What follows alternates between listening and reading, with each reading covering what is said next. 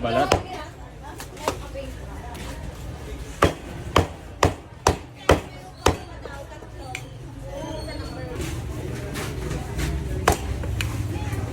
So ito naman guys yung bulalo. So sobrang laki niya, no? Siguro most likely mga ano to, 3 kilo. 3 kilo to, no? Ang dalawa, mga 2 kilo. Kasi ito naman yung kanilang dino ribs. So meron siyang malaking ribs na buto dyan sa gilid. Ayan, si Kuya.